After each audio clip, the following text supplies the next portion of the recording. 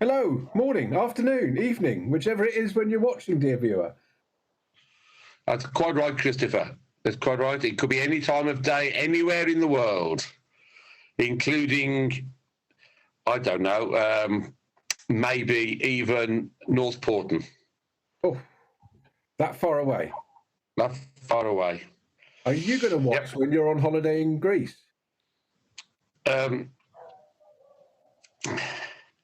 Would I upset you if I said no? No, you wouldn't upset me. Good. I'll probably see your smiling face because it'll come through on my Facebook feed, won't it? I'll see your smiling face. I may hear the first few words when you speak to Joe and say hello. Or, even more surprisingly, I might smile when you and I are actually talking while I'm supposedly in Greece. But we don't know yet. We'll see. All will be good. So it's you and I again, Christopher, because as we happened to mention last week, the good Reverend Neary is being school mom. She's at Salem College with the summer school. And she's entrusted this noble art of talking about the Gospels to you and I again, which is very good. And yet she's got the job of being the learned one. That's right. He is the learned one. And just in case anything should happen, dear viewer, we are recording this a couple of days early. Normally, we would do it on Thursday morning around 8:30, 8:45. Here we are, Tuesday afternoon, because Reverend Grask is going to be helping to staff the Rural Hope Church tent at the Melplash Show. Yay! Being a farmer's son, he'll be there on hand to give advice on lambing, feeding, quality of grass, that kind of stuff, aren't you, Chris? All the expert advice you could possibly want. That's good. Like, that's a cow, it's a brown one, that kind of stuff, you know. And if you want to know anything more, go and speak to a farmer. Go and speak to a farmer. You are a farmer's son, though. I'm a farmer's son. And I'm sure you've done plenty of farming as a youngster. Yes, but looking by the lack of hair on my head and the grey I got in my beard, that was a few years ago. A few years ago, yeah. So you wouldn't qualify for young farmers anymore? No. No, it's a shame. It's a good noble organisation. I just saw some Devon young farmers are doing cycling between some place and somewhere else. And a few years ago, I think he said 10, the young farmer, they pushed a bathtub around these villages with people in it. This time they've turned the bathtub into a bike, and they're going to be cycling around collecting money for their usual charities. Good organisation, young farmers. Good luck to them. Yeah, I've got some friends that we used to be part of Devon Young Farmers, or some friends of our children. Yeah, they really did the children a lot of good in organising events and teaching them to grow up and be responsible and raise money for charity and all sorts of good work.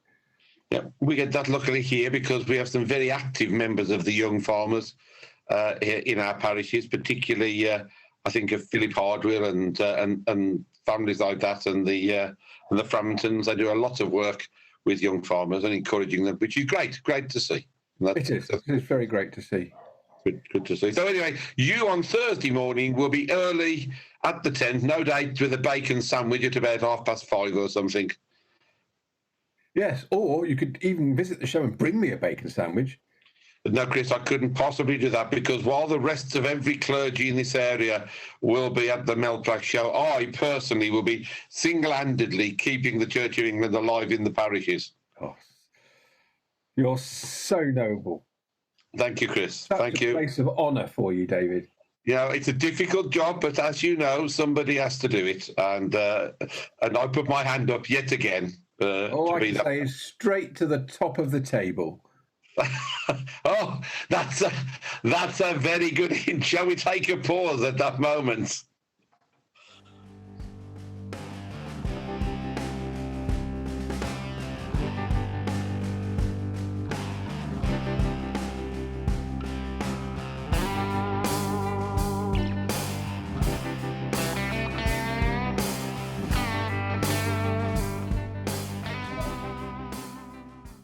Well, with your dogs howling in the background, I'll leave you to read on. So a reading today is from Luke chapter 14. On one occasion, when Jesus was going to the house of a leader of the Pharisees to eat a meal on the Sabbath, they were watching him closely. When he noticed how the guests chose the places of honor, he told them a parable. When you are invited by someone to a wedding banquet, do not sit down at the place of honor, in case someone more distinguished than you has been invited by your host. And the host who invited both of you may come and say to you, give this person your place. And then in disgrace, you would start to take the lowest place. But when you're invited, go and sit down at the lowest place, so that when your host comes, he may say to you, friend, move up higher. Then you will be honored in the presence of all who sit at the table with you. For all who exalt themselves will be humbled, and those who humble themselves will be exalted. He said also to the one who had invited him, when you give a luncheon or a dinner, do not invite your friends or your brothers or your relatives or your rich neighbors, in case they may invite you in return, and you would be repaid. But when you give a banquet, invite the poor, the crippled, the lame, and the blind, and you will be blessed, because they cannot repay you. For you will be repaid at the resurrection of the righteous.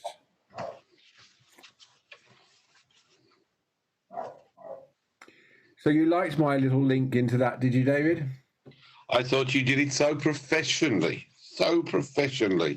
Which was outstanding, Chris. Go to the top of the table. But of course, as this particular reading is an exhortation in the Gospels all about generosity and humility, I wouldn't dare to even consider going to the top of the table. I would be way down, waiting to be invited up, one seat at a time, as people fell over drunk. And what would you do if you weren't invited up? I would sit where I was, being given what I'm given, because you know that's the kind of person I am. How very humble of you, David. Thank you, Chris. Thank you. Please, yet again, that this has been noted. I'm not quite sure what else notes that, but you're very perceptive. But no, they're lovely stories, aren't they? Those two about being invited up and what you should and shouldn't do. You know, it's almost a little bit like those Sabbath rules we were thinking about last week, isn't it? You know, you shouldn't do this, you shouldn't do that. There seem rules over everything. And these rules, to me, are just common sense. You know, you're invited, you wait to be sat or to be seated. And today, as you know and I know, we see so many plans being made for weddings, and some of them are so exotic. And then we hear sad stories because Auntie Gertrude hasn't been sat on the top table, and, you know, cousin so-and-so has been left 4 tables down the hall, and there's all kinds of chaos breaking out and upset, isn't there? Oh, there can be. It amazes me sometimes when I see wedding plans timed to the minute. I think, who's going to sit where, who's going to be doing this, who's going to be sat here, who's going to walk here, who's going to stand with him, the arguments about who's going to be the witnesses. Yeah, I know. I've had this again over a couple of weddings. I remember one wedding I did a few years ago, and I've still got a copy somewhere of the sheet. In the service sheet, not only did it have the hymns and the prayers, it had a whole list of everyone who was taking place. So best man, bridegroom, 15 ushers, blah blah blah blah blah. And then the very last page was the menu. At 3:22, you'll be given a Canopeas, which is, of course, very difficult for me for the Black Country, because you'd need a tin opener for a Canopeas in the Black Country. Well, just have carrots instead of peas.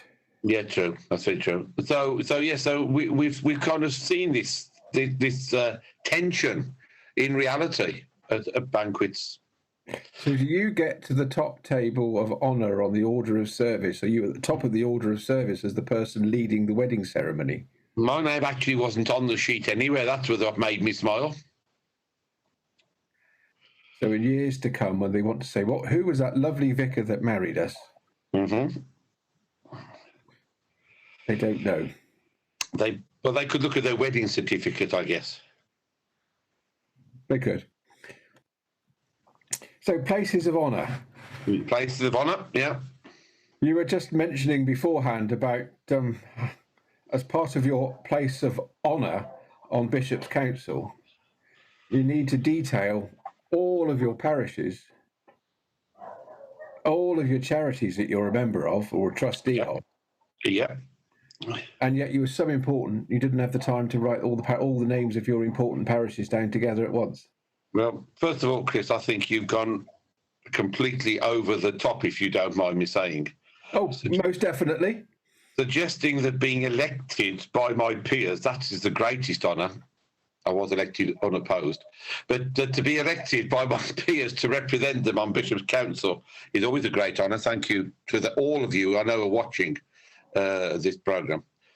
But to suggest that I am too important to list 12 PCCs when I've listed them for the past 9 years, and all they've got to do is transfer the information from one form onto another.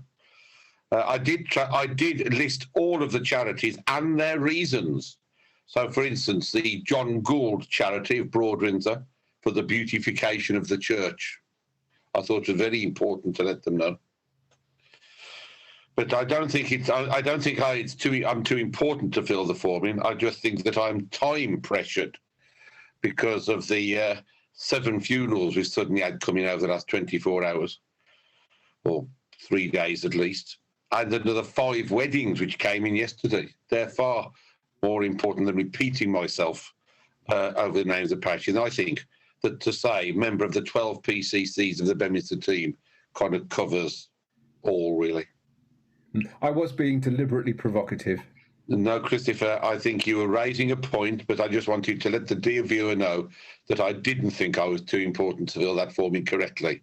I'm sure it'll be returned to me, and I'll get a second chance later today. So you'll be okay. But you'll be okay. So no, yeah. So it's something about integrity, isn't it? These stories, as well as just this idea of not jumping to, jumping in before you're invited, so to speak. You've already been invited to the wedding, but surely it's just tradition that you're waited to be sat down. You don't just choose your own place. Unless, of course, that was the tradition in those days. I don't know. May have been. Yeah, I suppose it's a matter of, like you say, there's an element of an embarrassment if somebody says, oh, my auntie needs a seat up here, and can you get up and go to the bottom and give her your seat? Yeah.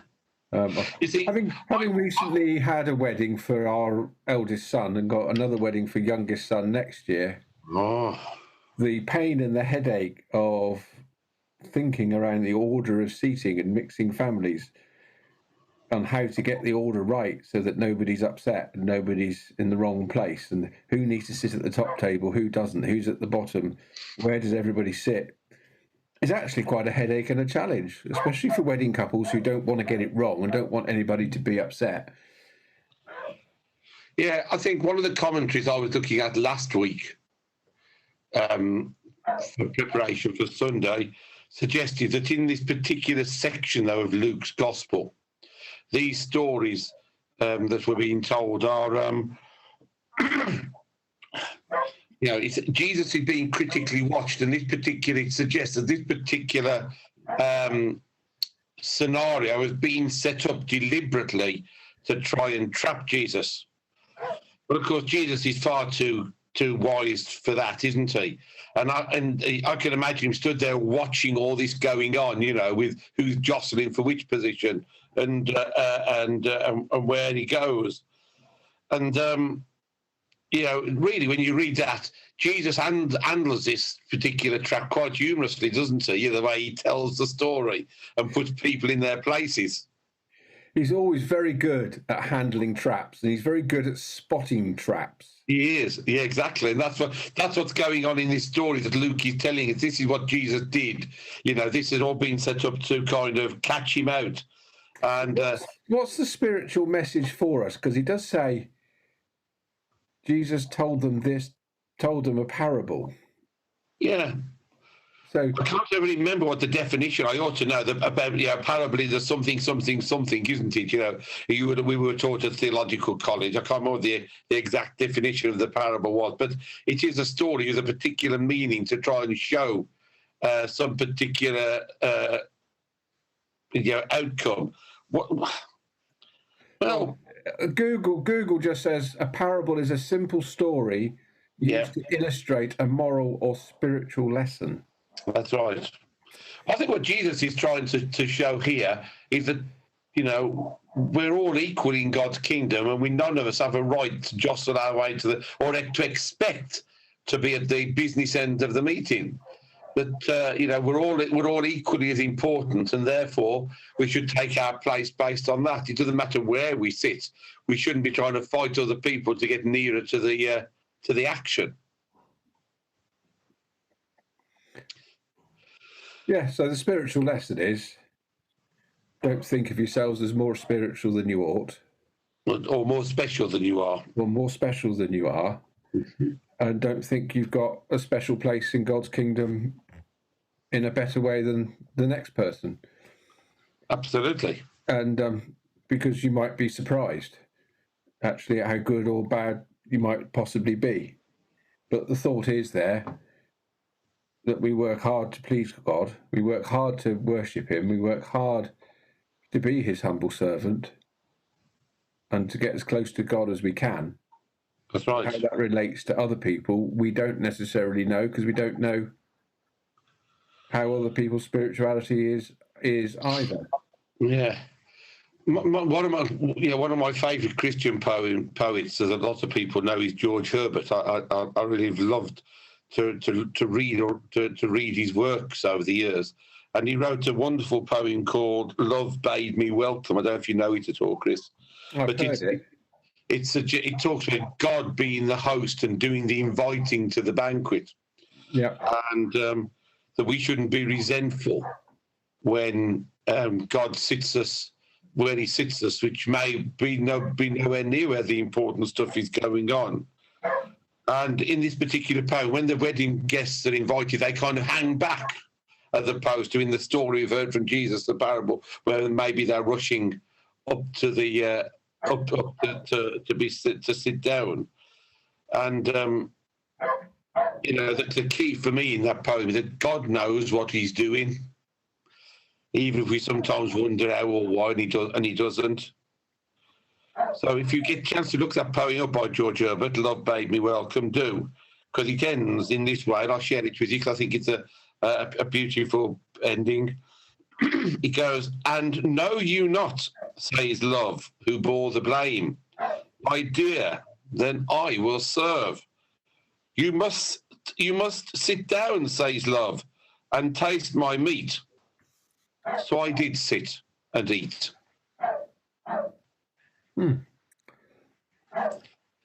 And it's a beautiful poem. That's a beautiful poem, isn't it? Yes. I'm just trying to think what else we can say about this passage. Because on the face of it, that does sound quite simple. Yeah. Well, that's what I like about the George Herbert idea, that he's taken that parable where we've been told, but he's put God as the host of what's going on. Yeah, I was also thinking of harvest suppers when I was a child. Oh, yes. And there was always a mad rush to get to the food first. Yes. And then because you could choose what you had. Yeah. But then when you started to grow up, you realised that if you let there's always so much food. If you let everybody else go first, you got plenty of it. You could pile your plate higher. Ah, Chris, no greed there, then I see. Yeah, I think that's part of the message, isn't it? Hang back. I think Joe tells a lovely story. I think she'll correct me, I'm sure, in time, but about her mother when she was a young girl, and they had a thing when they had a party or friends around, family hold back. Yes. FHB. Yeah, that's right. And I think that's absolutely true. When you think about it, although we didn't have that written kind of thing in our house, you knew that if you had guests, you waited till everybody else had gone. And at Mosterton, when we have their harvest supper, which is always a lovely event, as all village harvests are, they have a thing there where the one church warden, Ella usually, orders which row, because there's normally 3 rows of tables at the harvest supper, which row is going to go first. Because of 3 courses, she very skillfully plays it so one can go for the first course, but they don't go first for the second course, and so on. And so everybody gets a choice, or first choice at least once during the meal. Not that you need to worry, because like you say, there's always plenty. If we move on to the second half of the parable, Yep. If I've got a few people coming around to dinner on Saturday night, Yeah. if I've been to their house for a dinner, does that mean I shouldn't invite them any longer? Because that's very interesting, isn't it? Because if we took literally what Jesus is saying there, yeah, remind people, Chris, what Jesus was saying. He said, when you give a luncheon or a dinner, do not invite your friends or your brothers or your relatives or your rich neighbours, in case they may invite you in return, and you would be repaid. But when you give a banquet, invite the poor, the crippled, the lame, and the blind, and you will be blessed, because they cannot repay you. Yeah. So whereas I went to somebody else's for some drinks and nibbles the other week, they can't come back to you. Is that an insult to invite them back? Well, I doubt you're going to find many poor, lame, and crippled in Loders, but you don't know. There may be lots of them. Well, I think the story is you shouldn't invite somebody on the expectation that you're going to get invited back. I think that's key, isn't it? That is the key. That's the key. You don't do it to get an automatic invitation back, because there are some people who would love to go to a party who are never going to be able to, because they know they can't hold one in return. That's the very basics of the message. And you're quite right. Technically, no, you shouldn't invite them back. But society doesn't work quite like that in the first place, because you can invite to your house whoever you want. So you could invite them and then show your extra generosity by inviting all the poor, the lame, the crippled, etc. on top of that. So that's then our moral lesson and our spiritual lesson. It is that we're spending our lives in an attitude of giving rather than exchanging. Giving, not taking, or exchanging. That's right. Yeah. And where do we see that generosity today? Well, we see it in food banks, people who constantly give and keep them stocked up and supplied, don't we? We see it in people who are finding homes for people from Ukraine or wherever it may be. We see it in the day-to-day life of, although I'm sure there's going to be a lot of people getting very angry about them, people coming over the channel. I see record numbers came over in a single day yesterday. How do we extend that generosity when it's needed? Well, that's it, and we have no idea where they've come from. Yeah. I always think, to get into a boat, you've got to be pretty desperate. Yeah. You don't go and get in a boat and cross to a foreign land where you don't speak a word of the language without anything, unless you've had to run away from something pretty horrific. Yeah. And or just as basically simple as you are looking for a better life for yourself and your family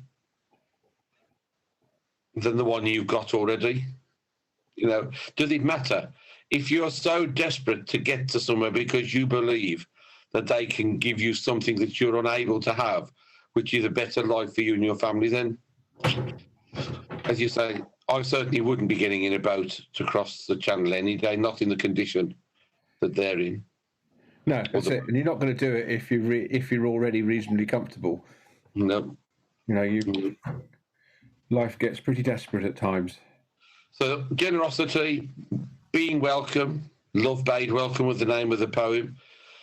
God's love shown to all freely and generously, all part of the spiritual learning of this particular reading today. Well, it's all about humility and giving. It is. And you will be humbly giving of your time at the Mel Plus Show on Thursday. And if you're done at the Mel Plus Show on Thursday, dear viewer, go to the church, the Rural Hope tent and Chris will be there to say hello and to sign the picture of himself that he'd had produced ready to give you. There, I'll be happy to sign, and I would be in person rather than just in a rectangle. You will. But this is all presuming, of course, that Beaminster Team Media is going to get RevChat released before Thursday. Well, if not, you may like to go to the Mel Plus Show 2023, where Chris will be in the tent, ready to sign. Ready to sign. There we are. Chris, as ever, it's been a joy and a pleasure. Thank you very much. You can follow us and all our antics on all the usual Colmers to Egerton, Egerton to Colmers, and all in between parishes, including TikTok. Yes. 700 viewers last week on TikTok. Well done, Chris. And you can follow us in the Beaminster Team on all the usual things that we do, Beaminster Team at, etc., etc. And we look forward to seeing you again, should you survive this broadcast next week. Yep. I think you're around next week. Shall I get my graph out, Chris? You've got your graph out. Which Harry did make mention of. Oh, no, where's my graph? Here it is. Next week, yeah, we're still here next week. Good. Yeah, what am I doing next week? I have RevChat. I have RevChat times 2. Times 2 next Thursday morning. Yeah, don't break all of our hidden secrets, Chris. I won't explain what it means then. No, we'll explain that next week because you don't want to get excited too early. All right? Oh. Good to see you. Good to see you. Bye.